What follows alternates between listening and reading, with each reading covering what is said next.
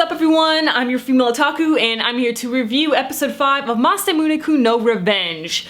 Now I see why the fandom for the manga is so split. Cause like, you know, the comments that I've heard, and I've talked about this before and I think my episode 2 review, that like some people, like some of the manga readers, they're just all like, oh man, it started off really good, but then it got all cliche in the middle. But then like the manga readers that stuck with it and are still keeping up with it, they're all like, no, it does get a little cliche in the middle, but it's gonna pick back up. Don't worry, it's gonna pick back up, it's gonna be great. So, I'm not too sure how I feel about this because, you know, I dropped Fuka because it was so heavily filled with cliches.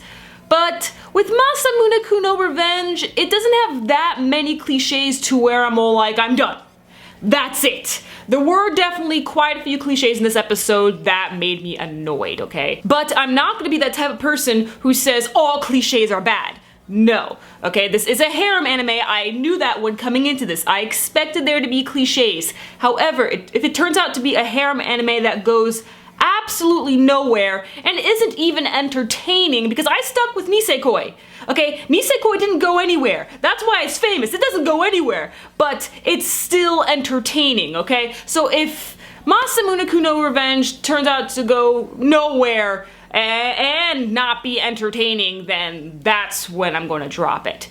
But, you know, I do have hopes for it because the first couple episodes were really good. It got me hyped. I love Masamune-kun as a protagonist. I love his little dynamic with Aki, and Yoshino is still best girl for me. So you know what, I'm gonna stick with it for a little more, and if it tends to piss me off, then that's when I'm going to drop it. Okay, on with the review. So Aki is mad at Masamune for hanging out with this girl. He didn't even hang out with this girl. Like, this new girl, Neko, who I absolutely despise. Don't tell me she's best girl, okay? Yoshino is the clear best girl. Clear! Oh my gosh, there's absolutely no way. How can you for anyone else? How? Okay, I'll accept Futaba. I'll accept her, I'll be honest. But how? Yoshino, how? But anyway, so, Neko, she claims to have met him before 3 years ago on Christmas when she was like trying to get donations, and Masamune apparently gave her his coat and he was all like, you should just warm her, and pretty much left, and she was just enchanted by this mysterious man, somehow found out his name and everything. But Masamune was all like, no, that couldn't have happened. There's no way. I was still fat 3 years ago. There's no way that could have been me. Of course, we don't know if Neko liked him when he was fat. Maybe he did this when he was fat and he just doesn't remember this. We don't really know.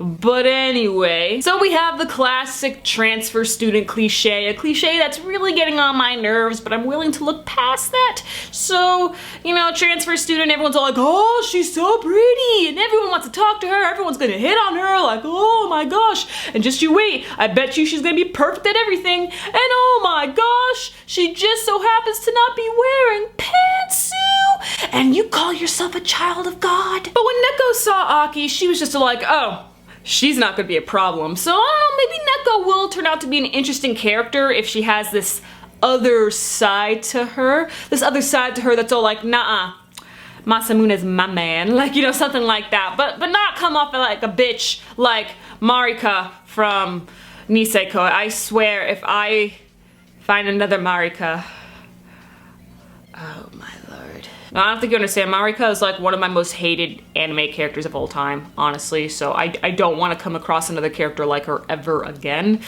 Ugh. And then at the end we have some bait for those weaklings who actually believe that Masamune and Aki are going to kiss next week. If you do believe that, it's okay, child.